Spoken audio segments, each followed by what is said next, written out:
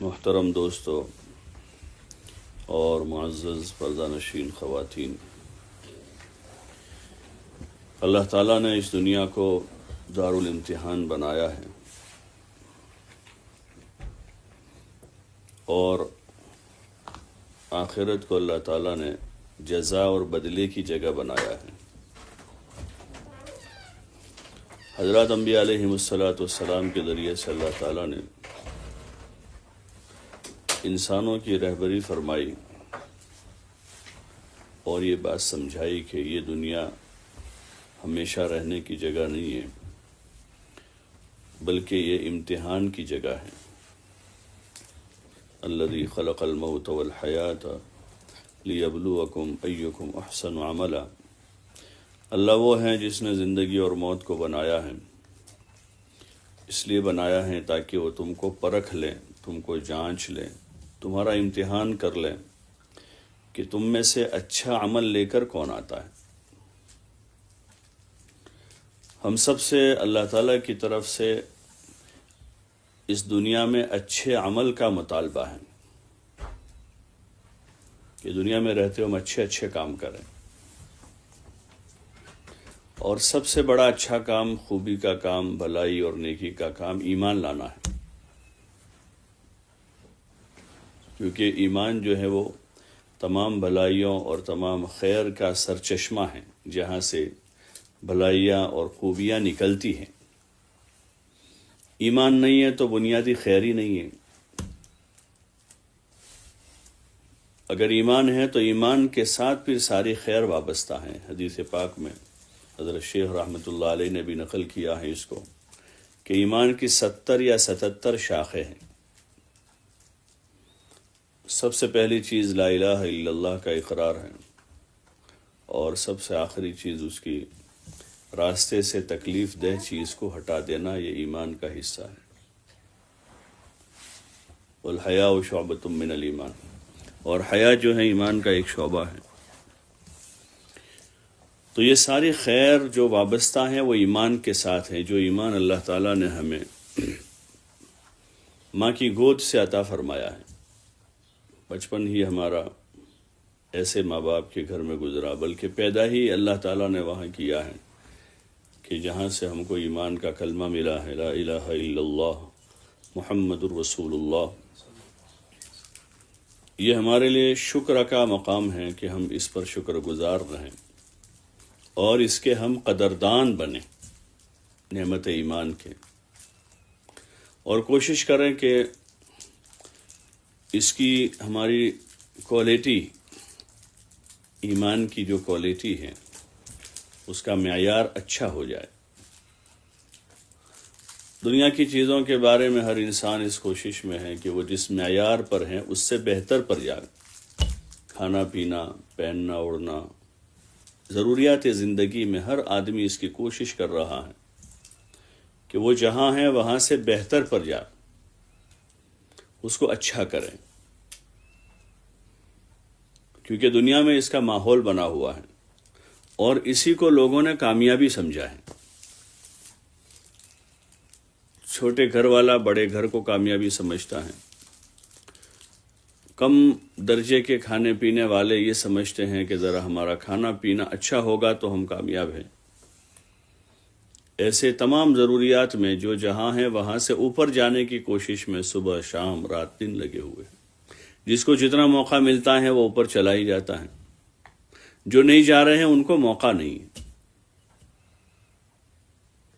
تو ان کو چانس نہیں مل رہا ہے اس کا، اس لیے کہ کامیابی اس میں سمجھ رہے ہیں۔ حالانکہ کامیابی، حقیقی کامیابی جس کو کہیں، وہ ایمان و عمل کی ترقی کا نام ہے،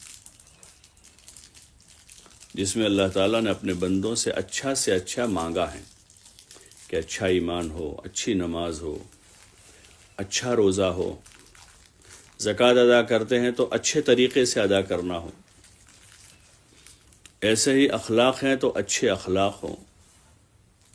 زندگی میں ہم جتنے بھی کام کرتے ہیں ان سارے کاموں میں اللہ کی طرف سے اس کا مطالبہ ہے۔ معاشرت ہے تو حسن معاشرت کا مطالبہ ہے، اچھی معاشرت۔ اخلاق ہیں تو اچھے اخلاق کا مطالبہ ہے۔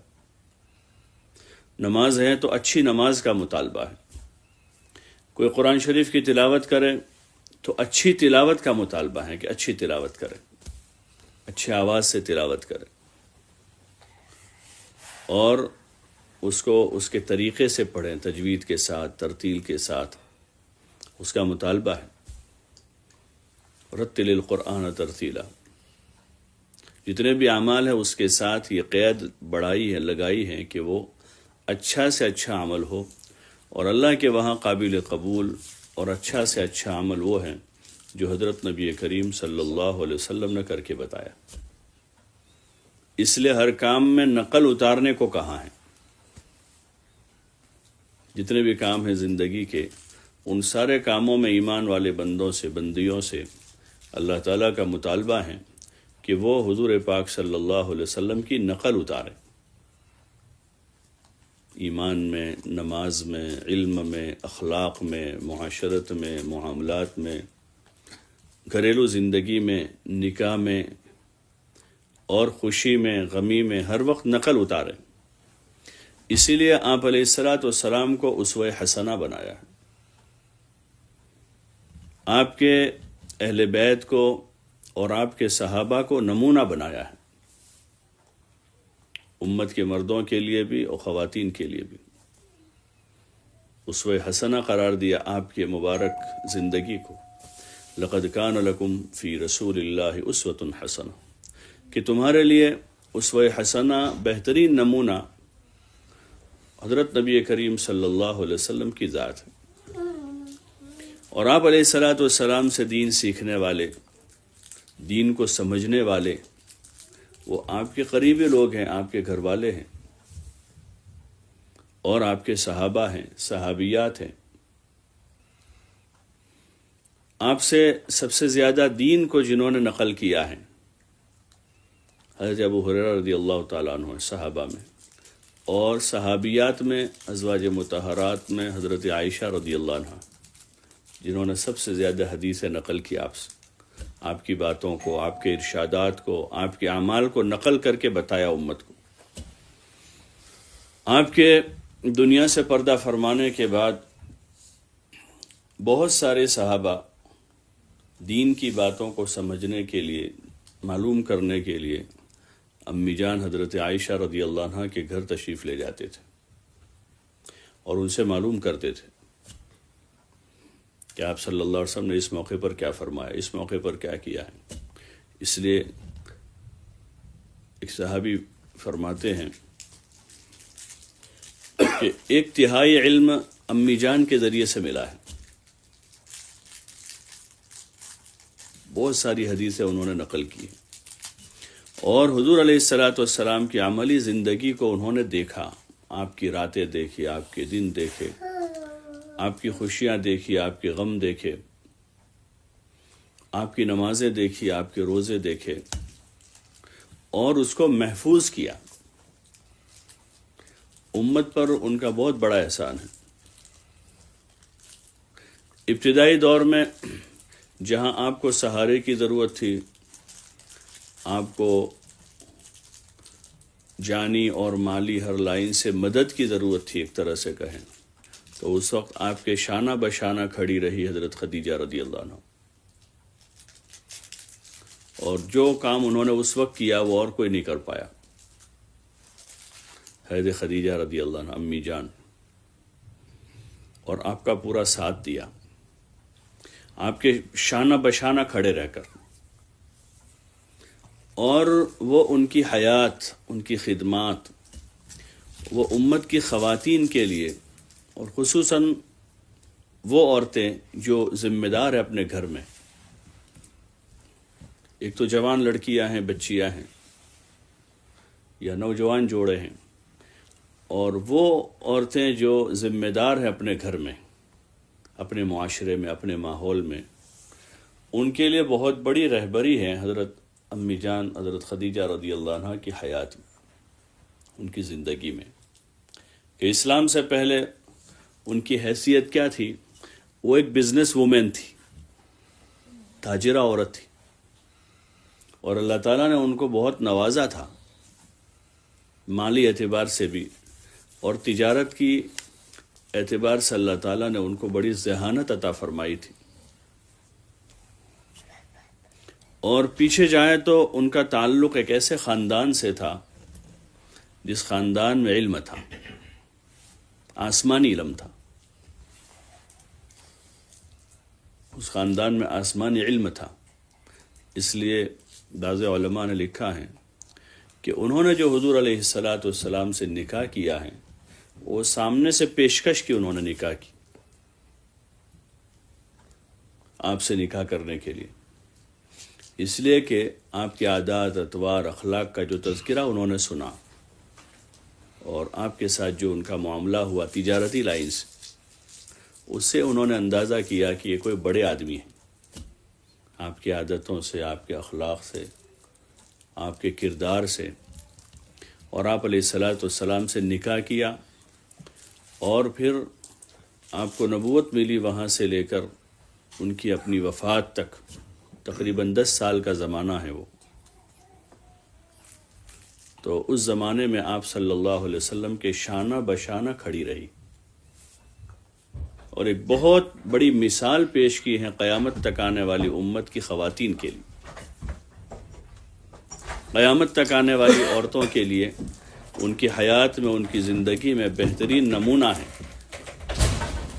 کہ انہوں نے اب باوجود یہ کہ اپنے ذاتی کمالات اور مال و دولت اور اپنی وجاہت، ان ساری چیزوں کے ہوتے ہوئے جب آپ کے ہاتھ میں ہاتھ دیا اور کلمہ طیبہ لا الہ الا اللہ محمد الرسول اللہ پڑھا، وہاں سے ہی اپنی ذمہ داریوں کو سمجھا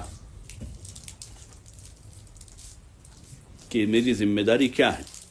اپنے آپ سمجھا انہوں نے، کسی نے ان کو سمجھایا نہیں تھا. جو ایک عام عقل کسی انسان کو اللہ کی طرف سے ملی ہوئی ہے، اگر اس کا وہ صحیح استعمال کرے تو ایسی صحیح سمجھ ملتی ہے. انہوں نے خود اس کو سمجھا اور آپ کا سہارا بن گئی. اس کو کہتے ہیں کسی عورت کا مرد کے شانہ بشانہ کھڑے رہنا.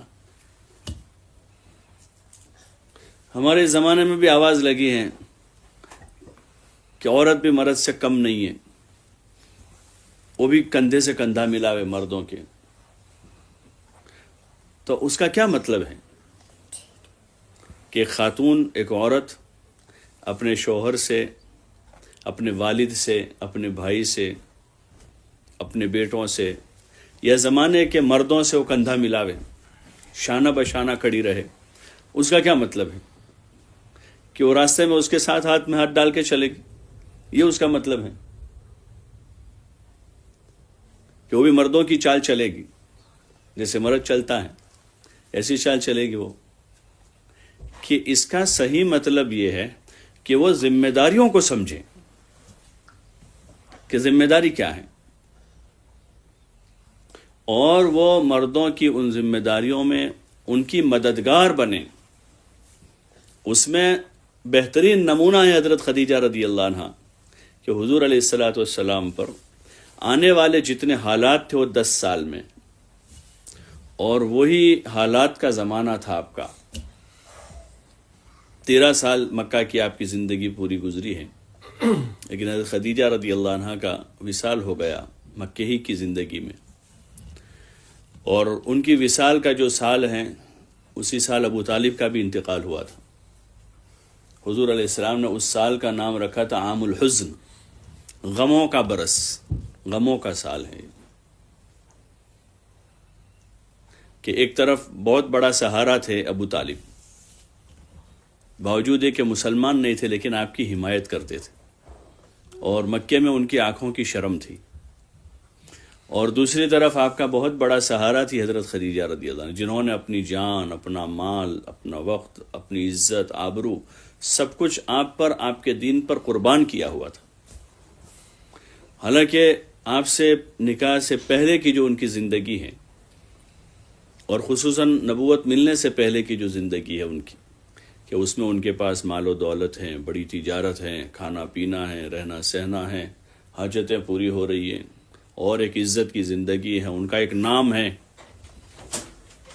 لیکن ان کا یہ سب کچھ اللہ کے دین کے خاطر قربان ہوا ہے۔ انہوں نے دین کی حقیقت کو سمجھا تھا کہ دین کیا چیز ہے۔ دین وہ چیز ہے کہ جس کے خاطر سب کچھ قربان کیا جائے، اور سب کچھ کے خاطر دین کا ذرہ برابر بھی قربان نہ کیا جائے۔ دین وہ چیز ہے کہ جس کے خاطر سب کچھ قربان کیا جا سکتا ہے، لیکن دین کے کسی ایک عمل کے خاطر بھی، کہ ایک عمل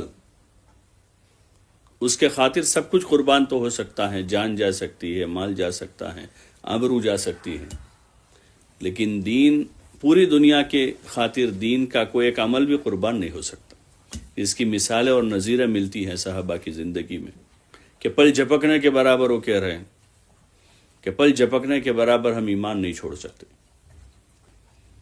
حضرت صہیب فرما رہے ہیں کہ ہمارا سب کچھ جا سکتا ہے، میرا مال ہے مکے میں لے لو، میری باندیاں ہیں وہ بھی لے لو، لیکن میں ایمان نہیں چھوڑ سکتا۔ اور وہ سب کچھ دے کر ہجرت کر کے چلے گئے، اور ان کے اس عمل کو اللہ تعالیٰ نے بہترین تجارت کہا۔ حضور علیہ السلام نے فرمایا ربح البیع یا ابا یحییٰ، کہ بڑی نفع کی تجارت کر کے آئے ابو یحییٰ۔ جو اصل چیز ہے، بنیادی چیز ہے کہ دین ہمارا سب کچھ ہے۔ جیسے لوگ دنیا میں کہتے ہیں جان ہے تو جہان ہے، زندگی کو کہتے ہیں، لیکن بے ایمانی کی زندگی کیا جہان ہو سکتی ہے؟ ایک آدمی کے پاس ایمان نہیں ہے، وہ تو زندگی وبال ہے بغیر ایمان کے، یا ایمان ہے اعمال نہیں ہے، تو وہ ادھوری زندگی ہے کہ عمل کے بغیر ہے۔ کمزوری ہے، وہ ایک بہت بڑی کمزوری، عمل کی کمزوری ہے۔ تو زندگی جان ہے تو جہان ہے، ٹھیک ہے، دنیاوی اعتبار سے اگر اس کو تولا جائے تو اپنی جگہ پر وہ کلمات، وہ جملے کتنے صحیح ہیں کتنے غلط ہیں، لیکن ایمان ہے تو سب کچھ ہے، اور ایمان کے ساتھ عمل صالح ہے تو سب کچھ ہے۔ ان الذین آمنوا وعملوا الصالحات، جگہ جگہ اللہ تعالیٰ نے اس کا تذکرہ کیا قرآن شریف کہ ایمان اور اچھا عمل دنیا کی زندگی کی فلاح کے لیے بھی، اور دنیا کی زندگی میں سکون و طمانینت حاصل کرنے کے لیے بھی، اور قبر کا جو مرحلہ ہے اس مرحلے میں کامیاب ہونے کے لیے بھی ایمان و عمل، اور اسی طرح آخرت کی ہمیشہ کی زندگی بنانے کے لیے بھی جو بنیاد اور معیار ہے وہ ایمان و عمل ہے۔ اس لیے آپ علیہ الصلاۃ والسلام نے اپنی ازواج کو، اپنی بنات کو یعنی اپنی بیٹیوں کو اس طرف متوجہ کیا اور ان کی زندگیوں کو اس طرف لگوا دیا کہ وہ ایمان بناوے، عمل بناوے۔ اس لائن کی ذرا برابر کوتاہی کو آپ نے گوارا نہ کیا، ایمان و عمل کے راستے کی کوتاہی کو آپ نے برداشت نہیں کیا، اور دنیاوی ضروریات سے متعلق کوتاہی کیا، ہر وقت اس کی کمی کے ساتھ آپ نے زندگی گزاری، اور اپنی ازواج کا بھی یہی مزاج بنایا کہ یہ چیزیں اصل نہیں ہیں، جی لگانے کے قابل نہیں۔ دنیا اور اسباب دنیا جو ہیں وہ گزارے کے لیے ہیں، جس کا اللہ تعالیٰ نے بھی جو تعارف کروایا، پہچان کروائی ہے کہ اس کو متاع کہاں ہے اور متاع قلیل کہاں ہے۔ متاع، لفظ متاع جو ہے وہ لغت میں آتا ہے کہ وہ کپڑا ہے جو خواتین اپنے کچن کے ساز و سامان کی صاف صفائی کے لیے استعمال کرتی ہے، اور موجودہ زمانے میں اگر اس کی ترجمہ کریں تو شاید غلط نہیں ہوگا کہ ٹیشو، یوز اینڈ تھرو، کہ اس کو وقت پر استعمال کیا جاتا ہے، ٹیشو ہے، اس کی حیثیت اتنی ہے جیسے ٹیشو پیپر ہے کہ اس کو استعمال کیا، اب استعمال کرنے کے بعد اس کی کیا قیمت ہے کہ اس کی قیمت کچھ نہیں ہے۔ ایسے ہی دنیا کی ہر چیز کا یہی حال ہے، وہ متاع قلیل ہیں، استعمال کے لیے ہے، جی لگانے کے لیے نہیں۔ جیسے ٹیشو سے جی نہیں لگایا جا سکتا، اس کو ضرورت کے واسطے ضرور رکھتے ہیں، ضرورت کے واسطے اس کو ضرور رکھا جاتا ہے، لیکن وہ جی لگانے کے قابل نہیں ہے، ضرورت پورا کرنے کے لیے۔ کوئی ضرورت پورا کرنے کے لیے گھر کا کمرہ بھر کے ٹیشو نہیں رکھتا، کہ ایک بہت بڑا گوڈاؤن بنا رکھا ہے گھر میں کہ جس میں ٹیشو بھرے ہوئے پورے، کوئی کہے کوئی اتنے سارے ہیں، بولے ہمیں بڑے اچھے لگتے ہیں، بڑی محبت ہے اس سے۔ ایسے ہی سونا چاندی ہے، اسی طرح مال پیسہ ہے، اسی طرح مکان ہے۔ مکان سے جی نہیں لگایا جاتا، وہ تو ضرورت کے لیے ہے، انسانی ضرورت ہے۔ اسی لیے اللہ تعالیٰ نے کلام پاک میں ان چیزوں کی محبت کے غلبے کو ناگوار اور ناپسندیدہ قرار دیا کہ اس کی محبت حد سے زیادہ نہ ہو جائے، ورنہ یہ نماز پڑھنے میں بھی مانع ہوگا۔ جیسی نماز پڑھنی چاہیے ویسی نہیں پڑھنے دے گا یہ مکان، اس کی صاف صفائی اور اس کے رکھ رکھاؤ میں اتنا وقت جائے گا کہ نماز بھی صحیح نہیں پڑھ پائیں گے، بلکہ نماز میں بھی وہی خیالات ہوں گے کہ ابھی فلاں جگہ کے پردے بدلنے کے باقی ہیں، ابھی فلاں جگہ کا صاف صفائی باقی ہے۔ حالانکہ یہ گھر تو اللہ نے اس لیے دیا تھا کہ اس گھر میں رہ کر ایک خاتون اللہ کی عبادت کرتی، سکون حاصل کرتی اس گھر میں، اور اس سکون میں اللہ کی عبادت سکون کے ساتھ کرتی، قرآن کی تلاوت کرتی، نماز اطمینان کے ساتھ خشوع و خضوع کے ساتھ پڑھتی، نہ کہ اس گھر کی صاف صفائی میں اور اس گھر کے رکھ رکھاؤ میں ہی زندگی پوری کر دیتی۔ اللہ تعالیٰ نے مانگا، اچھا عمل مانگا، اسی لیے آپ علیہ السلام نے اپنے ازواج کے لیے اور اپنی بیٹیوں کے لیے اور آگے جا کر اپنی امت کے مرد و عورتوں کے لیے ضروریات زندگی میں زیادہ مشغول ہونے کو پسند نہیں فرمایا۔ حکایت صحابہ میں حضرت شیخ رحمۃ اللہ علیہ نے ایسے چند واقعات نقل کیے ہیں جس میں حضور علیہ السلام کی ایک طرح سے ناراضگی کا اظہار، جیسے امی جان نے ایک موقع پر کچی اینٹوں کی دیوار بنائی، ٹاٹ کے پردے لگے ہوئے تھے، انہوں نے اینٹوں کی دیوار اس لیے بنائی کہ وہ زیادہ استر ہے، یعنی اس میں پردہ زیادہ ہوگا۔ ان کی نیت کتنی اچھی ہے، ان کی نیت بہت اچھی ہے، لیکن آپ نے پھر بھی اس کو پسند نہیں کیا کہ جب پردے میں کام چل جاتا تھا تو پھر اس کی ضرورت نہیں تھی۔ یہ آپ نے ایسا ایک طرح سے ایک میسیج دیا اور آگے بڑھنے سے روک دیا وہیں کہ معاملہ اور آگے نہ جائے، اور وہیں روک دیا۔ حالانکہ حلال ہے، جائز تھا، وہ ناجائز نہیں تھا، لیکن جائز چیزوں میں بھی پسندگی اور ناپسندگی ہوتی ہے جس کا خیال کیا جاتا ہے ایک دوسروں کی زندگی میں۔ شوہر بیوی کے لیے، بیوی شوہر کے لیے جائز چیزوں میں بھی پسند و ناپسند کا خیال کرتا ہے کہ یہ پسند نہیں آئے گا ان کو، بیوی اس بات کا خیال کرتے کہ ان کو پسند نہیں آئے گا۔ تو آپ علیہ السلام نے ان چیزوں میں ناپسندگی کا اظہار کیا کہ ایسا ہو۔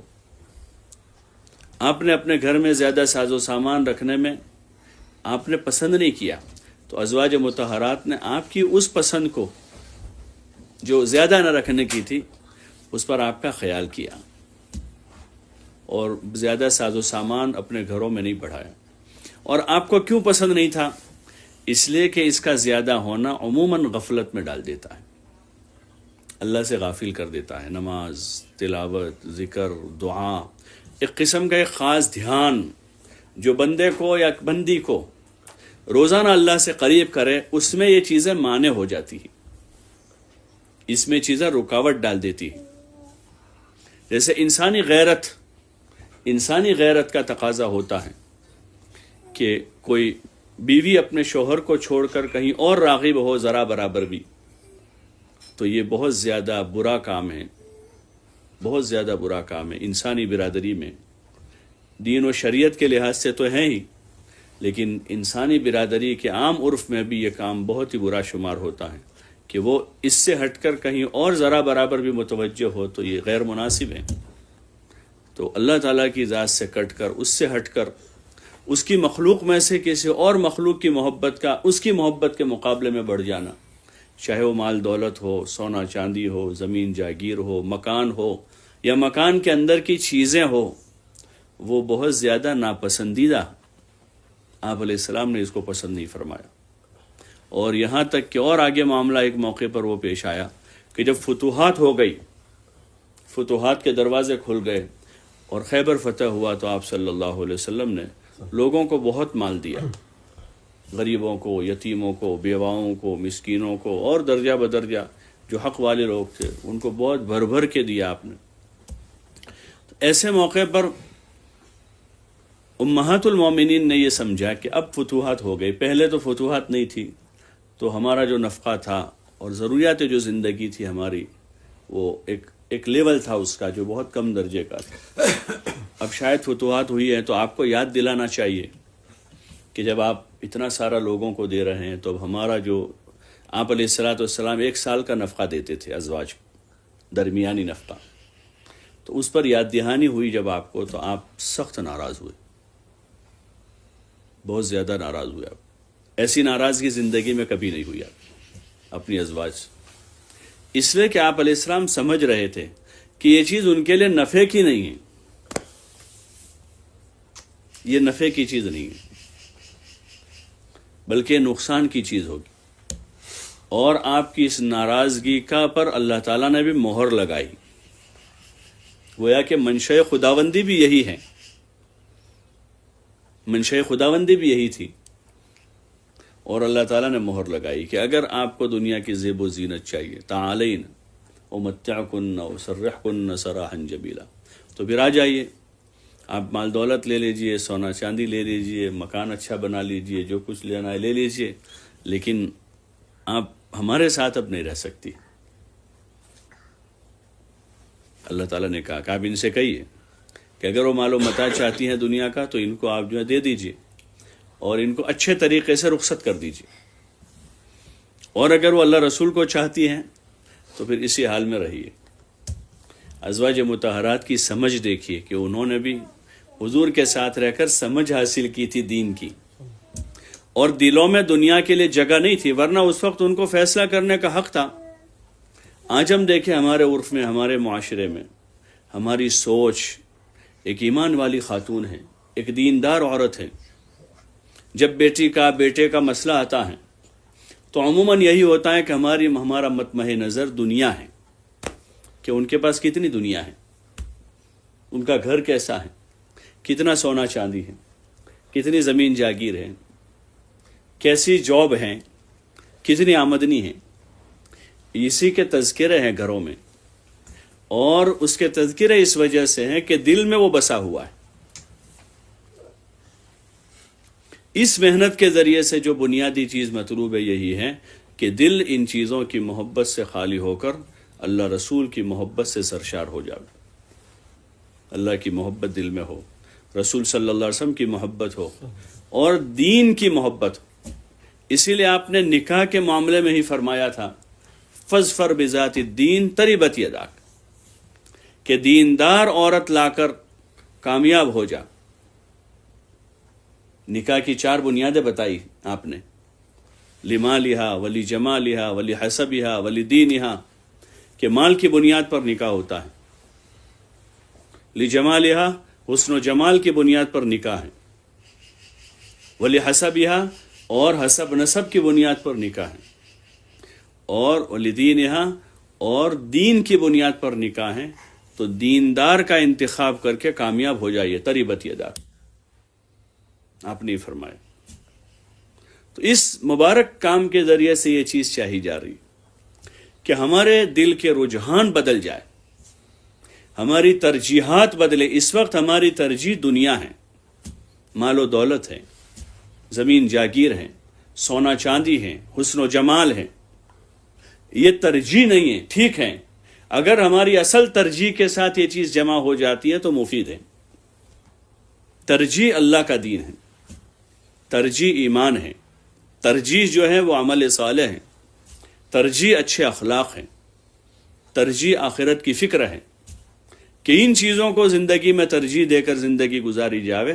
اب اس کے ساتھ کسی کے مقدر میں مال دولت بھی ہے تو اور زیادہ مفید ہو جائے گا، جیسے حضرت ابوبکر رضی اللہ عنہ تھے کہ اعلیٰ قسم کا دین بھی تھا، اللہ نے مال بھی دیا تھا۔ حضرت عبد الرحمن ابن عوف بھی تھے کہ اعلیٰ قسم کا دین بھی تھا، اللہ نے مال بھی دیا تھا۔ حضرت عثمان تھے کہ اعلیٰ قسم کا دین تھا، حضور علیہ السلام نے یکے بعد دیگر 2 بیٹیاں دی اپنی ان کو، ان کے مال کی وجہ سے نہیں دی تھی ان کو کہ عثمان بڑے مالدار ہے اس لیے بیٹی شادی کر دیں. اگر مال کی وجہ سے بیٹی کی شادی آپ کرتے تو حضرت فاطمہ کی کسی مالدار صحابی سے کرتے، کیونکہ سب سے زیادہ محبت آپ کو حضرت فاطمہ سے تھی. لیکن آپ نے مال کی بنیاد پر بنیاد نہیں بنایا. اگر آپ مال کی بنیاد پر اپنی بیٹی کا رشتہ کسی سے کرتے تو سب سے زیادہ مالدار صحابی کو آپ اپنی بیٹی حضرت فاطمہ دیتے. لیکن آپ نے حضرت فاطمہ کا نکاح سب سے زیادہ فقیر آدمی سے کیا کہ حضرت علی فقراء صحابہ میں سے. آپ کی سیرت سے، آپ کی زندگی سے اس بات کا پتہ چلتا ہے کہ آپ کے یہاں ترجیح جو تھی وہ دین کو تھی. یہی مقصود ہے اس مبارک کام سے، دعوت کے اس کام سے، کہ ہماری ترجیح جو ہے دنیا کے مقابلے میں آخرت ہو جائے، اور مال و دولت کے مقابلے میں ہماری ترجیح جو ہے ایمان و عمل ہو جائے، کہ ہمارے ایمان میں ترقی ہو، ہمارے اعمال میں ترقی ہو، اور دنیا کا کوئی سبب ایسا نہ ہو جو ہمارے ایمان و عمل کے راستے میں رکاوٹ ہو یا ہمارے درجے کو کم کرنے والا ہو. جیسے ابھی میں نے عرض کیا کہ گھر کا رکھ رکھاؤ اور گھر کی صاف صفائی اور گھر کی زیب و زینت اتنی زیادہ نہ ہو جائے کہ 5 وقت کی نماز بھی ہم سکون سے نہ پڑھ سکیں. اسی کے خیالات ہیں. کھانا پینا اور رہنے سہنے کے لوازمات اتنا نہ بڑھ جاوے کہ ہم اطمینان سے آدھا گھنٹہ بیٹھ کر قرآن شریف بھی نہ پڑھ سکیں. اور ضروریات زندگی کا اتنا زیادہ، یعنی زندگی میں جگہ لے لے، وہ اتنی جگہ پکڑ لے کہ ہم کو دین سیکھنے کی بھی فرصت نہ ملے، ہماری اولاد کے لیے بھی ہمیں وقت نہ ملے. تو اس لیے اس مبارک محنت میں جیسے مرد حضرات کو تقاضا کیا گیا کہ وہ راہ خدا میں نکل کر اپنا دین سیکھیں، دین کی سمجھ حاصل کریں، خواتین سے بھی کہا کہ روزانہ اپنے گھر میں رہتے ہوئے، اس لیے کہ عورت کا قرار افضل ہے، عورت کا قرار افضل ہے. دنیا کا ایک نظام ہے، اللہ تعالیٰ نے نظام آسمان کو اس کی جگہ رکھا ہے، زمین کو اس کی جگہ رکھا ہے. بارش برسانے کے لیے آسمان ہے اور کھیتی اگانے کے لیے زمین ہے. یہ دونوں کی ڈیوٹی ہے. اگر کوئی ترقی کر کے آگے جا کے کہے کہ نہیں ہم زمین کو یہاں رہنا اتنی قیمتی چیز ہے، اس کو نیچے رکھنا ہم پسند نہیں کرتے ہیں کہ روزانہ اس کو روندا جاوے، اس پر چلا جاوے، اس پر سواریاں چلائی جاوے، جس سے زعفران اگتا ہے، اس سے گیہوں نکلتے ہیں، چاول نکلتے ہیں، اتنی قیمتی زمین کو نیچے رکھا جاوے، یہ مناسب نہیں. زمین کو آسمان کی طرح اٹھا دیا جاوے. تو یہ تو کم عقلی ہیں، ناسمجھی ہیں. یہ ناسمجھی ہیں کہ اللہ تعالیٰ نے ہر چیز کو اس کی جگہ پر رکھا ہے اور اس کے ذمے کچھ کام کیے ہیں. زمین کے ذمے یہ کام ہے کہ وہ غلہ اگاوے، انسانوں کے لیے وہ جو ہے آسان رہے تاکہ لوگ چلیں، اس پر اپنے کام نکالیں چل پھر کر. ورنہ زمین اگر سخت ہو جائے تو چلنا مشکل ہو جائے. اگر زمین سخت ہو جاوے، جو اللہ تعالیٰ نے اس کے اندر جو کیپیسٹی رکھی ہے اس سے آگے پیچھے ہو جاوے تو لوگوں کا چلنا پھرنا مشکل ہو جائے، سواریاں چلانا مشکل ہو جائے. تو ایسے ہی اللہ تعالیٰ نے درجے رکھے ہیں. مردوں کا ایک درجہ ہے، عورتوں کا ایک درجہ ہے. ان کے کام اور ذمہ داریوں کو تقسیم کیا ہے کہ ان کے کام اور ذمہ داریاں تقسیم ہیں. اس میں عورت کے ذمے کیا کہ اصلاً اس کو قرار ہے، قرن فی بیوتکن، کہ وہ گھر میں قرار پکڑے، گھر کی 4 دیواری میں رہے وہ، اور وہاں اس کے ذمے ڈیوٹی لگائی ہوئی تاکہ نظام عالم جو ہے برقرار رہے اور معاشرت کا نظام اپنی جگہ قائم رہے. وہ اپنا کام کرے، مردوں کے ذمے ان کے کام کیے ہیں. تو خواتین اپنے گھر میں رہتے ہوئے روزانہ فضائل کے حلقے قائم کریں، روزانہ، اور اس میں ایمان، اعمال، نماز، روزہ، زکوٰۃ، حج، اخلاق اور قرآن اور ذکر اور صحابہ کی مبارک زندگی کے تذکرے کرے اپنے گھروں میں، جو ہمارے دین ایمان میں ترقی کا سبب ہیں. دین میں، ایمان میں، عمل میں، اخلاق میں، فکر آخرت میں، ساری چیزوں میں ترقی کا سبب ہے.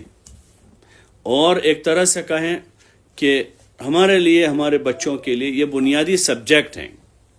جیسے موجودہ زمانے کے کچھ سبجیکٹ ہیں جس کو بچوں کو پڑھایا جاتا ہے، انگریزی سکھاتے ہیں، ان کو کمپیوٹر سکھاتے ہیں، میتھ سائنس پڑھاتے ہیں. وہ ضروریات زندگی میں ضرور مفید ہو سکتے ہیں، لیکن اس کے بغیر کام چل سکتا ہے. اس ملک میں رہنے والے سارے لوگ کمپیوٹر سائنس نہیں جانتے ہیں، لیکن سب کے کام نکلتے ہیں.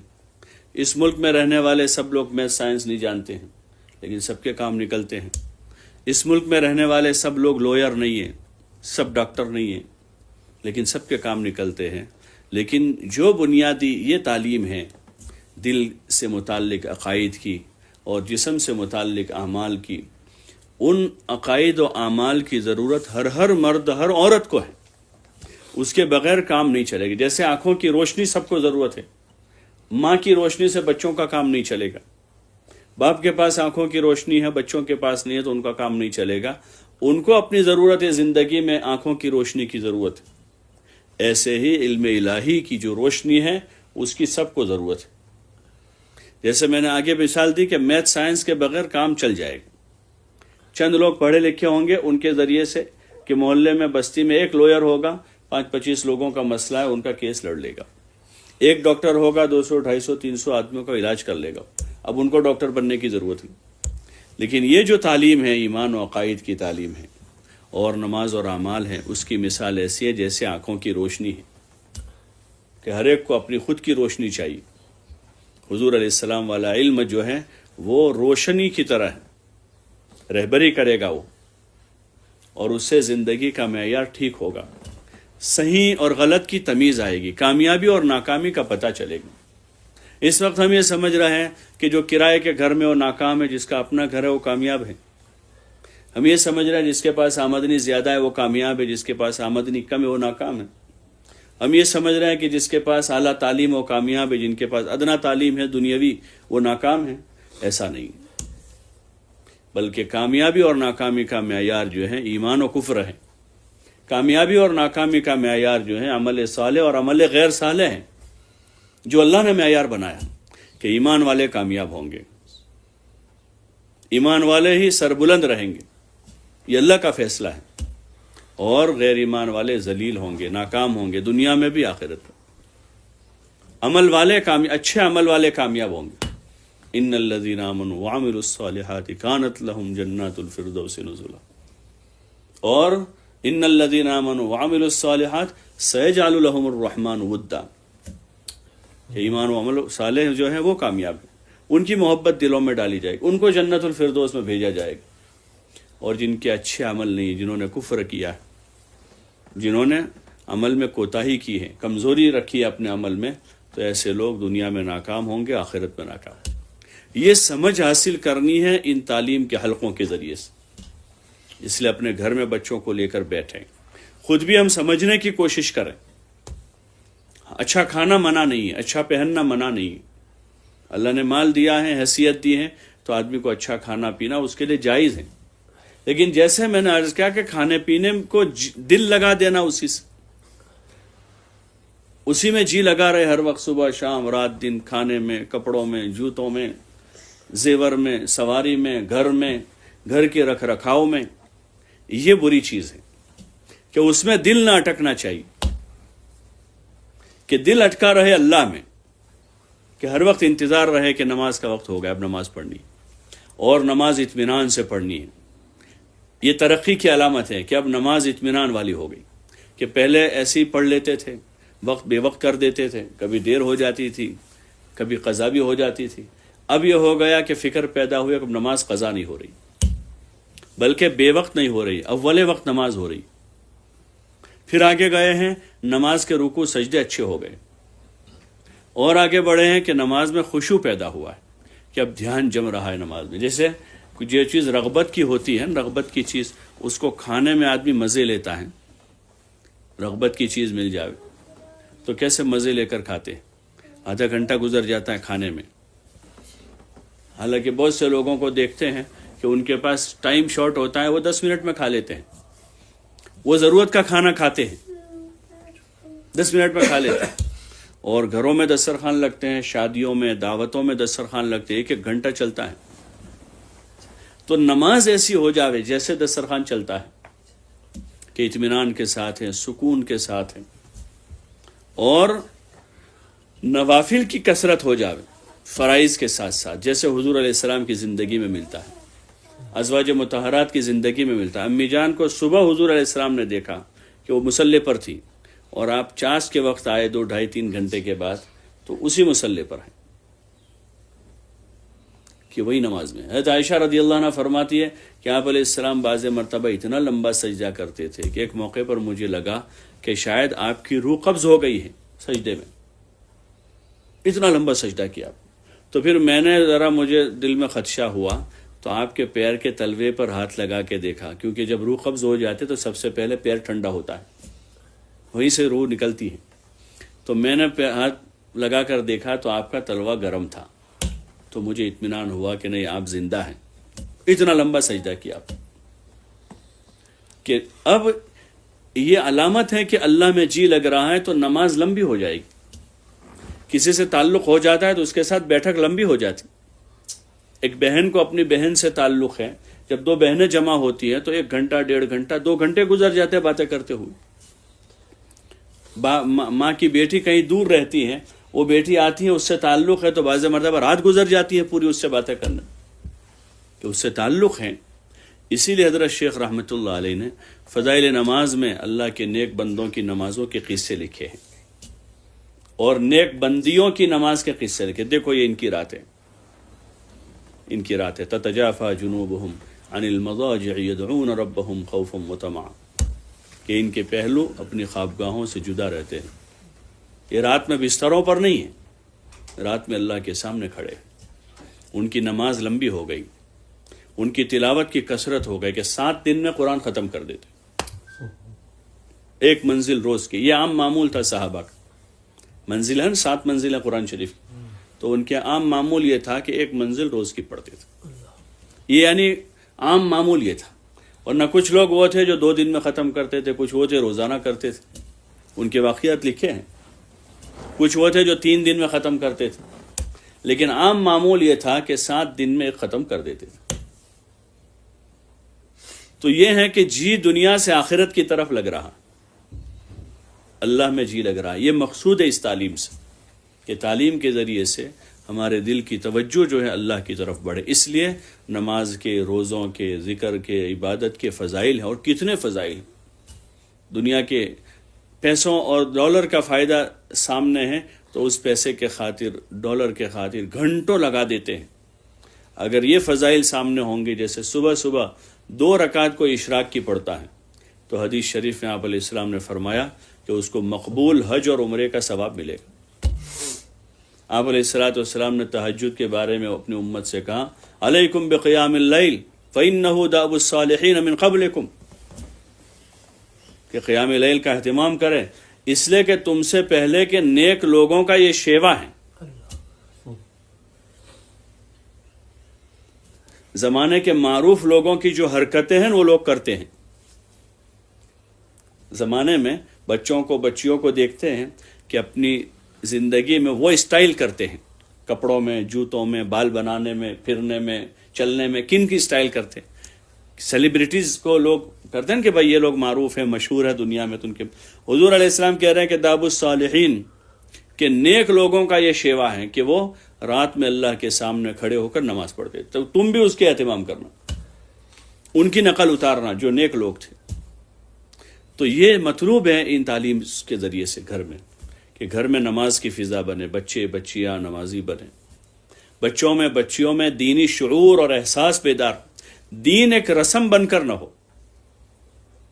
جیسے اور مذاہب میں ہے، کہ دین ایک رسم ہے، ہوتے ہوتے ہوتے ہوتے ہوتے ہوتے پھر وہ رسم اتوار تک محدود ہو گئی، پھر وہ رسم اتوار کے 1 آدھے گھنٹے تک محدود ہو گئی، پھر ہوتے ہوتے وہ رسم اتوار سے بھی خارج ہو گئی. اب ان کی عبادت گاہیں بیچی جا رہی ہے کہ دین رسم بن گیا، اور پھر ہوتے ہوتے اس کی ضرورت ہی باقی نہیں بچی. تو اب دنیا میں جو ہے مذاہب میں اور مذاہب کی عبادت گاہیں بیچی جاتے. کیوں؟ کہ اب کوئی آباد کرنے والا ہی نہ رہا اس کو. تو دین کوئی رسم نہیں، یہ طریقے ہیں، اس کی سمجھ ہمیں حاصل کرنی ہے. اور جتنا غور سے ہم سنیں گے حضور علیہ السلام کو، صحابہ کو، صحابیات کو، فضائل کی کتابوں میں، تو دھیرے دھیرے دھیرے دل میں وہ جگہ پکڑیں گے. حضور کی محبت پیدا ہوگی، آپ کی ازواج کی محبت پیدا ہوگی، حضرت فاطمہ سے محبت پیدا ہوگی، حضرت عائشہ خدیجہ رضی اللہ عنہما سے محبت پیدا ہوگی. اور جب ان کی محبت دل کے اندر اترے گی تو پھر ان کے نقش قدم پر چلنے کا شوق پیدا ہوگا. وہ کوئی نادان عورتیں نہیں تھیں. حضرت خدیجہ کا جیسا میں نے تذکرہ کیا، وہ بڑی تاجرہ عورت تھی، بزنس وومن تھی. ایسا نہیں تھا کوئی غریب گھر سے آئی تھی. آپ صلی اللہ علیہ وسلم نے ان کو سہارا دے دیا، تو اس لیے آپ نے جیسا کہا ویسا کر لیا انہوں نے۔ ابھی آج کل ذرا تھوڑی سی عقل مل جاتی ہے، ذرا دو چوپڑی، گجراتی میں کہتے ہیں ہمارے یہاں، ذرا دو کتابیں پڑھ لی ہیں تو ذرا ایسا لگتا ہے کہ مجھے بھی کچھ آتا ہے، یا کوئی بڑے باپ کی بیٹی ہوتی ہے تو اس کو لگتا ہے کہ میں بڑے باپ کی بیٹی ہوں۔ حضرت فاطمہ امام الانبیاء کی بیٹی تھی، اور حضرت عائشہ صدیق اکبر کی بیٹی جو مکہ کے سرداروں میں اور سب سے بڑے مالداروں میں سے تھی۔ حضرت حفصہ حضرت عمر بن خطاب کی بیٹی ہیں، حضرت صفیہ یہودی سردار کی بیٹی ہے، اور ام حبیبہ ابو سفیان کی بیٹی ہے جو مکے کے سردار تھے۔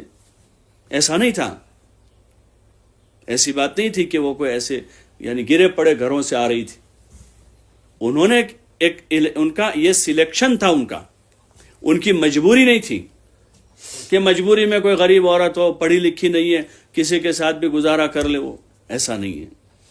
یہ ان کا سلیکشن تھا، ایک طرح سے یہ ان کا انتخاب تھا کہ انہوں نے دین کو پسند کیا تھا، اور اس دین کو پسند کیا تھا جس دین کو اللہ نے ہمارے لیے پسند کیا ہے۔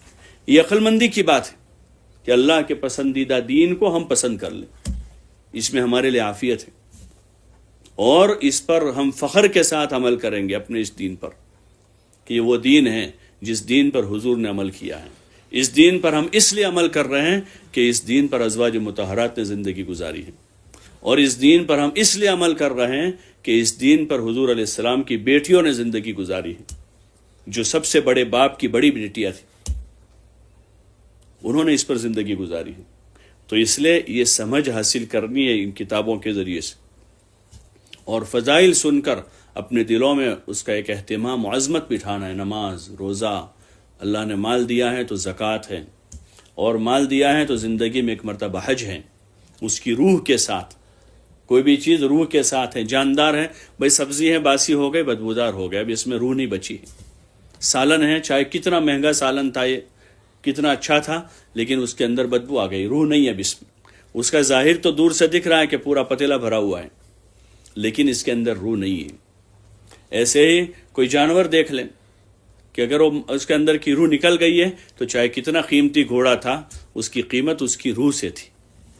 ایسے نماز روزے کی روح ہے، کوئی عمل کی کوئی روح ہوتی ہے، اگر اس کے ساتھ ہے تو یہ زندہ ہے، اس کا اجر ہے، اور اگر اس کے بغیر ہے تو مردہ ہے۔ اس لیے ہمیں کوشش کرنی ہے کہ اپنی نماز میں روح ڈالے، جان پیدا کرے اس کے اندر، اور نماز کی روح خشوع ہے کہ خشوع پیدا ہوا ہے نماز۔ قد افلح المؤمنون الذین هم فی صلاتهم خاشعون۔ اسی طرح روزے میں روح ہے کہ روزے سے تقوی پیدا ہوتا ہے۔ زکوٰۃ کی روح کیا ہے کہ زکوٰۃ سے مال کی محبت کٹتی ہے۔ اب زکوٰۃ دیتے دیتے دیتے خرچ کرتے کرتے جو مال کی محبت اندر ہے، وہ مال کی محبت ختم ہو گئی، اب اللہ کی محبت ہے۔ اس لیے ان کتابوں کو خوب دھیان سے پڑھیں، اجتماعی تعلیم میں لے کر بیٹھیں بچوں کو، بچیوں کو، اور جو محرم مرد ہیں، گھر کے والد ہیں، بھائی ہیں، ان کے ساتھ بیٹھیں۔ غیر محرم ہیں تو پھر ان سے پردہ کریں، اور اس کے ساتھ ساتھ اپنے دین کے ان اعمال کو درست کرنے کے لیے جو اس کے مسائل ہیں، جیسے نماز کے طریقہ، اس کے فرائض، واجبات، اس کی سنتیں، اس کے مکروہات، اس کے مستحبات اور مفسدات، اس کا علم ہے، تاکہ نماز درست رہے۔ فضائل سے رغبت پیدا ہو کر عمل کا شوق پیدا ہوگا، مسائل کے ذریعے سے عمل درست ہوگا۔ فضائل سے رغبت پیدا کریں گے، پھر عمل کرنا ہے اب تو اس کے مسائل اپنے مردوں کے ذریعے سے اپنے مسلک کے معتبر علماء سے معلوم کر۔ اس وقت علم عام ہو گیا ہے، ہر دکان پر ملتا ہے، جیسے چیزیں عام ہو جاتی ہیں بعض مرتبہ کہ بھئی دوائی ہر دکان پر ملتی ہے، تو لوگ ہر جگہ سے نہیں لیتے، پتہ نہیں، ان کو پتہ نہیں کنٹین ہمارے لیے مفید ہے کہ نہیں ہے، کتنے پاور کی گولی چاہیے ہم کو، اور یہ زیادہ پاور کی دے دیں گے تو ریئیکشن ہو جائے گا۔ اس لیے لوگ معتبر ڈاکٹروں سے نسخے لکھواتے ہیں، اور پھر معتبر فارمیسسٹ سے گولی لیتے ہیں تاکہ صحیح چیز ملے، کمپنی کا صحیح مال ملے۔ اسی طرح علم بھی اس زمانے میں ایسا ہو گیا کہ ہر جگہ سے آنے لگا ہے، معتبر ذرائع ہیں، غیر معتبر ذرائع ہیں، کون سی چیز ہمارے لیے مفید ہے، کون سی چیز ہمارے لیے مفید نہیں ہے، اس کا جو لوگ سمجھ رکھتے ہوں، جو لوگ اس کی تمیز رکھتے ہوں، جن کو کہتے ہیں کہ وہ علماء جو متبع سنت ہیں، ایسے معتبر علماء سے اور جن کے پاس دین کی صحیح سمجھ ہے، ایسے علماء سے اپنے مردوں کے ذریعے سے مسائل معلوم کرا، ہر کس و ناکس سے نہ پوچھے۔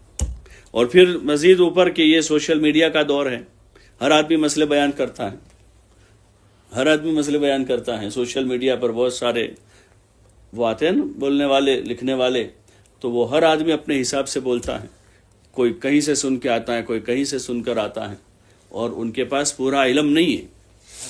تو وہ قرب قیامت میں حدیث میں آتا ہے کہ ایسا دور آئے گا کہ باسے گمراہ لوگ خود بھی گمراہ ہوں گے اور دوسروں کو گمراہ کریں گے وہ۔ تو ایسے وقت میں چوکنا رہنا چاہیے۔ جہاں ملاوٹ ہو جاتی ہے نا چیزوں میں، تو لوگ بڑی احتیاط سے خریدی کرتے ہیں، پھر پتہ ہے کہ بھائی شہد صحیح نہیں ملتا ہے مارکیٹ میں، تو لوگ تلاش کرتے ہیں، دیہاتوں تک جاتے ہیں، اور پھر بعض لوگ تو اپنے ہاتھ سے اترواتے ہیں وہاں جا کر کہ یہ چھتا ہے، آپ یہ اس میں سے ہم کو 5 کلو شہد دے دو۔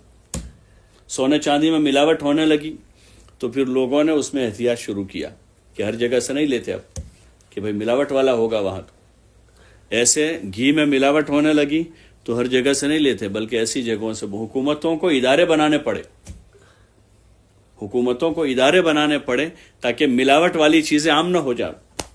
تو اس لیے اپنا علم معتبر علماء سے لیں جو ہماری صحیح رہبری کریں، تاکہ نماز اچھی ہو جاوے، روزہ اچھا ہو جاوے، ہمارے معاشرت اچھی ہو جاوے، معاملات ہمارے ٹھیک ہو جاوے، اور آخرت ہماری اچھی بن جاوے۔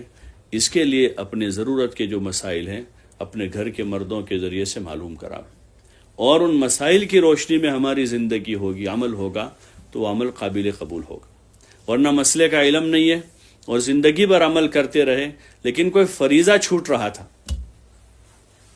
کوئی فریضہ چھوٹ رہا تھا اس، یا کوئی واجب چھوٹ رہا تھا، کوئی واجب چھوٹ رہا تھا۔ جیسے نماز میں پہلی تکبیر کہنا فرض ہے، ایک مثال دے رہا ہوں، نماز میں کسی بھی نماز میں پہلی تکبیر کو زبان سے بولنا فرض ہے۔ اگر وہ تکبیر نہیں بولی، ہاتھ اٹھا کے باندھ دیے بس، تو نماز میں داخل ہی نہیں ہوئے ہیں، اس نماز میں ہم داخل ہی نہیں ہوئے۔ تکبیر آتا ہے نماز کے فرق، تکبیر تحریمہ کہنا، تو تکبیر تحریمہ کو زبان سے بولنا فرض ہے، امام کے لیے بھی، مقتدی کے لیے بھی، مرد کے لیے بھی، عورت کے لیے بھی، تنہا پڑھنے کے والے کے لیے بھی فرض ہے اور امام کے پیچھے پڑھنے والے کے لیے بھی فرض ہے۔ لیکن مسئلے کا پتہ نہیں تھا، 40 سال سے نماز پڑھ رہے، بڑی خشوع سے پڑھ رہے، لیکن پہلی تکبیر تو وہ نماز میں داخل ہی نہیں ہو رہے۔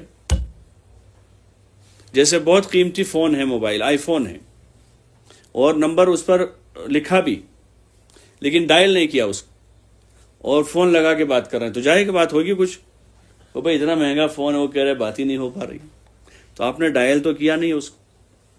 تو ایسے ہی نماز میں داخل ہی نہیں ہوئے۔ ایسے طہارت کے مسائل ہیں، بعض پاکی ناپاکی کے مسائل ہیں، کپڑے پاک کرنے کے مسائل ہیں۔ چھوٹے بچوں کے کپڑے تھے، بڑوں کے کپڑے تھے، ایک ساتھ مشین میں ڈال دیے، اور مشین دھو کر دے رہا ہے۔ وہ پاک کپڑے بھی ناپاک کپڑے دونوں رکھ دیے اندر، تو وہ پاک کو پہلے تو ناپاک کر دیا۔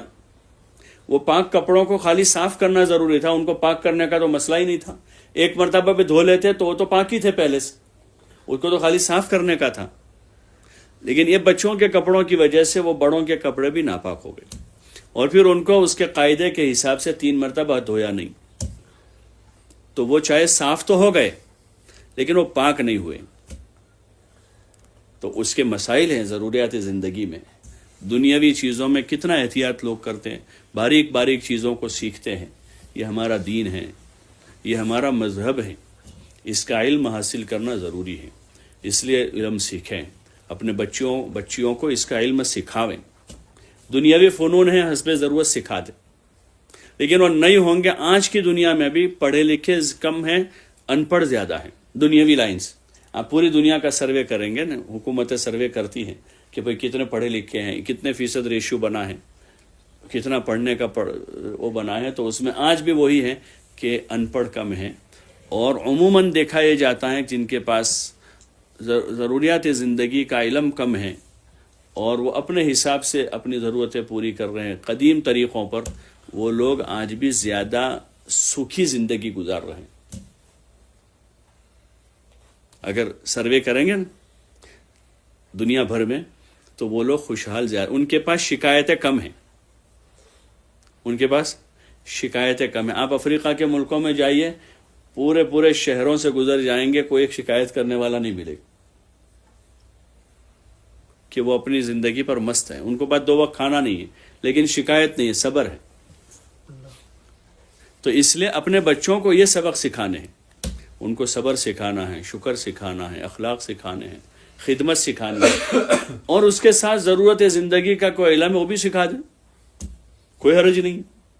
لیکن اگر وہ نہ سکھائے، سارا سکھا دیا ہے، تو چونکہ ان کے پاس بنیادی علم نہیں ہے، تو اس بنیادی علم نہ ہونے کی وجہ سے وہ ہمیشہ پریشان رہیں.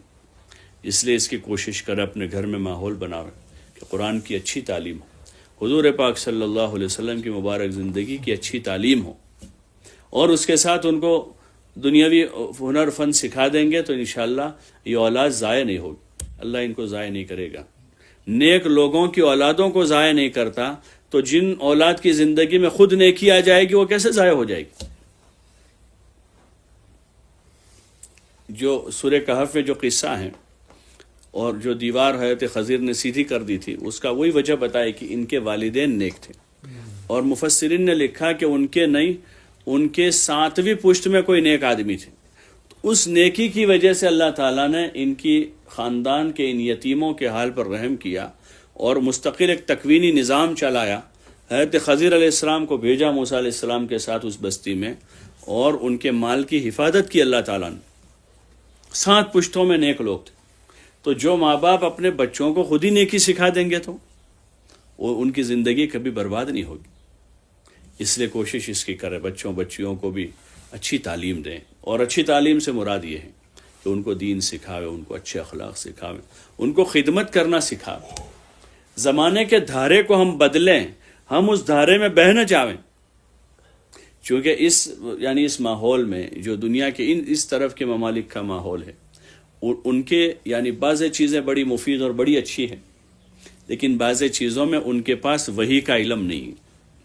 وہ اپنی عقل سے بنایا ہوا سسٹم ہے، اپنی عقل سے بنایا ہوا سسٹم ہے، اور عقل کو وحی کی ضرورت ہے.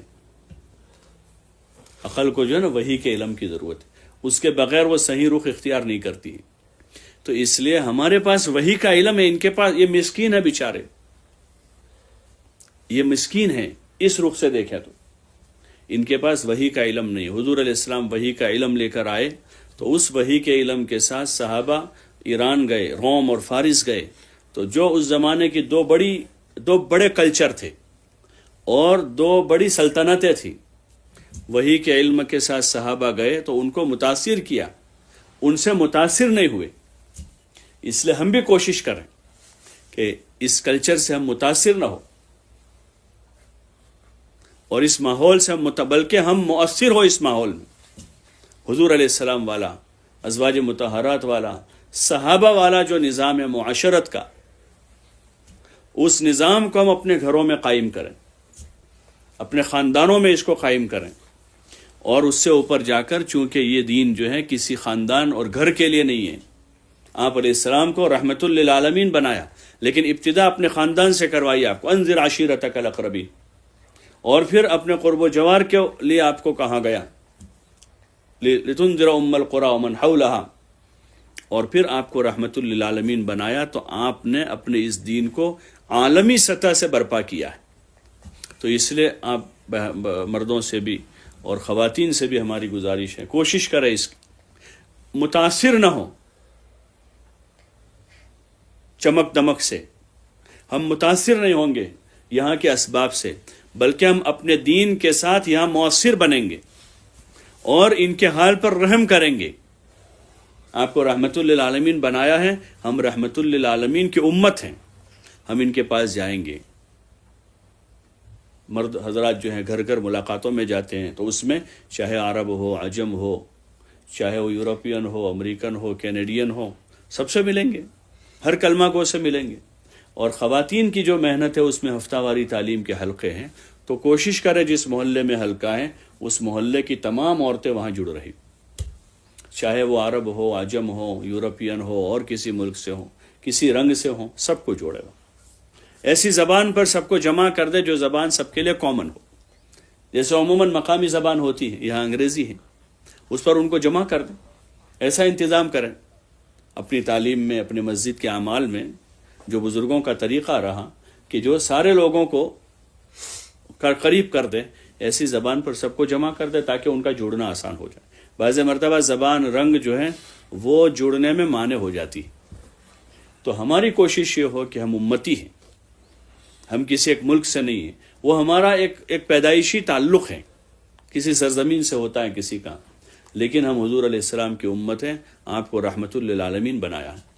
اس جذبے کے ساتھ ہم زندگی گزاریں، سب کو ہم اپناویں، ان کو قریب کریں، تعلیم کے حلقوں میں بلاویں ان کو، ایک دوسروں کا ملنا جلنا ہوتا ہے، عورتوں کا کوئی گشت نہیں ہے، لیکن اپنی ضروریات سے ایک دوسروں سے ملتے رہتے ہیں، ایک محلے میں رہتے ہیں، خوشی غمی میں شریک ہو جاتے ہیں، یا اور کوئی ایسی وجہ ہوتی ہے جس سے ملنا جلنا ہو جاتا ہے، اس میں ان سے بات کریں، ہمدردی سے، خیرخواہی کے ساتھ ان کو تعلیم کے حلقے میں بلاویں اور جوڑیں، ان کو قریب کریں، مانوس کریں، دھیرے دھیرے دھیرے دھیرے پھر انشاءاللہ ہم ذریعہ بنیں گے ہمارے دین کے دنیا میں زندہ ہونے کا، اور ہم مؤثر بنیں گے زمانے پر۔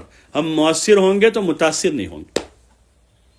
یہ جملہ سمجھ میں آتا ہوگا، مؤثر متاثر، مؤثر ہوں گے تو متاثر نہیں ہوں گے، لیکن اگر ہم مؤثر نہیں ہیں تو پھر متاثر ہیں۔ انسان میں یہ کیفیت ہے، طبیعت ہے انسان کی، اگر وہ مؤثر نہیں ہے کسی پر تو وہ متاثر ضرور ہوگا۔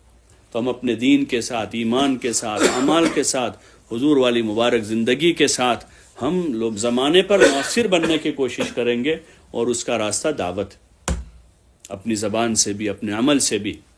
اس لیے مذاکرہ کریں، تعلیم کے بعد 6 صفات کا مذاکرہ ہوتا ہے، تھوڑا سمجھنا سمجھانا ہوتا ہے، تو اس میں ہم کوشش کریں کہ آنے والی خواتین کو ہم یہ باتیں سمجھانے کی کوشش کریں۔ 6 صفات کا جو مذاکرہ ہے اس میں ایک اس کی دعوت ہے، اپنے اندر لانے کی نیت سے اپنے بچوں کو روزانہ دعوت۔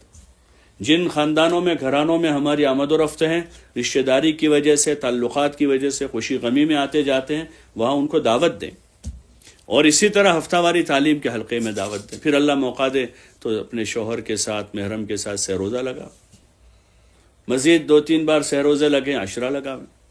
پھر جیسے اللہ پاک موقع دے، حضور والے اس مبارک کام کو لے کر اللہ جتنا موقع دے گا، جو اس کے اصول و ضوابط ہیں، اپنی ذاتی گھریلو جو ذمہ داریاں ہیں، ان ذمہ داریوں کو نبھاتے ہوئے سمجھ بوجھ کے ساتھ، بے سمجھے نہیں، اور گھومنے پھرنے کے شوق کے ساتھ نہیں، ذمہ داری کے احساس کے ساتھ۔ ایک تو یہ ہے کہ بہت دنوں سے کہیں گئے نہیں ہیں، چلو 3 دن لگا دیں۔ 3 دن میں تو قریب قریب جماعت جاتی ہیں، کوئی دور جماعت جاوے، ٹورنٹو جاوے اور وہاں جاوے، عشرے میں چلے جاوے، یا کہیں یورپ کے ملک میں چلا لگا دیں، اس کے لیے نہیں، بلکہ اپنی ذمہ داری کے احساس کے ساتھ کہ اپنی ذمہ داری پوری کرتے ہوئے پورے عالم میں اللہ کا یہ دین زندہ ہو، اس کے لیے پھر جہاں جانا ہو، چاہے کوئی آباد ملک ہوگا، غیر آباد ملک ہوگا، کوئی غریب ملک ہوگا، کوئی اچھا ملک ہوگا، جہاں جانا ہوگا، مشورے سے جیسے نظام ہوگا، اس ترتیب پر ذمہ داری کے احساس کے ساتھ اللہ کے دین کی محنت خود بھی کریں، اپنے مردوں کو بھی اس طرف متوجہ کریں، اپنی جوان اولاد کو بھی اس طرف متوجہ کریں، اپنی بیٹیوں کو بھی اس طرف متوجہ کر کے ایک ماحول ایسا بناوے کہ ہمارا گھر جو ہے 100% دین پر ہو اور دین کی دعوت کے ساتھ ہو۔ اس کے لیے کوشش بھی کریں، اللہ تعالیٰ سے دعا بھی مانگیں، اللہ سے اس کی توفیق بھی مانگیں۔ یہ چیزیں اتنی سستی اور آسان نہیں کہ سب کو مل جائے، ان چیزوں کے لیے طلب و تمنا ہوتی ہے۔ ہاں، یہ بڑی چیزیں ہیں، اللہ کے وہاں اس کا بڑا درجہ ہے، اس کے لیے دعائیں کریں، اللہ سے خوب مانگیں، اپنے لیے، اپنی اولادوں کے لیے مانگیں۔ یہ تمنائیں اور آرزویں ہماری ہو یہ کہ ہم نیک ہوں، دیندار ہوں، صالح ہوں، ہماری اولادیں نیک ہوں، اور ہماری اولادیں حضور علیہ السلام والی محنت کے ساتھ زندگی گزار رہی ہو، اس کی دعا مانگیں، تمنا کریں۔ جیسے ڈاکٹر بنانے والے والدین تمنا کرتے ہیں، دعا مانگتے ہیں، کوشش کرتے ہیں، موقع آتا ہے تو اپنا سارا سرمایہ لگا دیتے ہیں کہ کل وصول ہو جائے گا۔ یہاں بہت سے اسی طرح آئے ہیں اپنے ملکوں سے کہ ان کے ماں باپ نے پورا سرمایہ لگا دیا ان کو یہاں بھیجنے کے، ان کی تمنائیں تھی، وہ لاکھوں روپے لگا کر ان کو بھیجا، کیونکہ انہوں نے سمجھا تھا کہ کسی ایسے ملک میں چلے جائیں گے جہاں دنیا ہے تو ہماری دنیا بن جائے گی۔ اسی طرح آخرت وہ اصل ہمارا ٹھکانہ ہے، وہاں کے لیے تمنا بھی کریں، دعا بھی مانگیں اللہ سے، تو انشاءاللہ اللہ کی ذات سے امید ہے اللہ تعالیٰ اللہ سے مانگنے والوں کو وہ نا امید نہیں کرتا ہے۔ اس لیے اپنے لیے، اپنی اولادوں کے لیے، دین کی سلامتی کی دین پر ثبات کی اور دین کی محنت میں جمع رہنے کی دعا بھی کریں، اپنے لیے بھی مانگیں اور پوری امت کے لیے اللہ تعالیٰ سے دعا مانگیں۔ اللہ تعالیٰ ہم سب کو اور پوری امت کو خیر پر، دین کی محنت پر ثابت قدم فرماؤ۔ اس کے لیے ارادے بھی کریں، خواتین جو ہیں ارادے کریں۔ ابھی ہم لوگ دعا کر لیتے ہیں، لیکن آپ بہنیں تھوڑی دیر 2-5 منٹ اور رک جائے مزید دعا کے بعد، اور آپس میں تشکیل کر لیں کہ کون کون وہ خواتین نیت کرتی ہیں جن کے سہ روزے نہیں لگے وہ سہ روزہ لگاویں، جن کے سہ روزے 2-4 مرتبہ لگے ہیں عشرے کی نیت کریں، عشرہ بھی لگائیں تو آگے کی نیت کریں، آپس میں کچھ تشکیل کر لیں۔ اللہ تعالیٰ عمل کی توفیق عطا فرمائے۔ اللہم لک الحمد کلہ ولک الشکر کلہ ولک الملک کلہ ولك الخلق كله بيدك الخير كله وإليك يرجع الأمر كله اللهم لا نحصي ثناء عليك أنت كما أثنيت على نفسك اللهم إني أسألك الهدى والتقى والعفاف والغنى اللهم إني أسألك علما نافعا وعملا متقبلا ورزقا واسعا حلالا طيبا وشفاء من كل داء ربنا آتنا في الدنيا حسنة وفي الآخرة حسنة وقنا عذاب النار ربنا لا تزغ قلوبنا بعد إذ هديتنا وهب لنا من لدنك رحمة إنك أنت الوهاب ربنا اغفر لي ولوالدي وللمؤمنين يوم يقوم الحساب ربنا اغفر لي ولوالدي وللمؤمنين يوم يقوم الحساب اللهم اغفر للمؤمنين والمؤمنات والمسلمين والمسلمات والأحياء منهم والأموات ولإخواننا الذين سبقونا بالإيمان ولا تجعل في قلوبنا غلا للذين آمنوا ربنا إنك رؤوف رحيم اللهم اهدنا واهد بنا واهد الناس جميعا اللهم اجعلنا هداة مهتدين غير ضالين ولا مضلين اللهم اجعلنا من الذين يجاهدون في سبيلك حقا ولا يخافون لومة لائم صلى الله وسلم على النبي الكريم وعلى آله وصحبه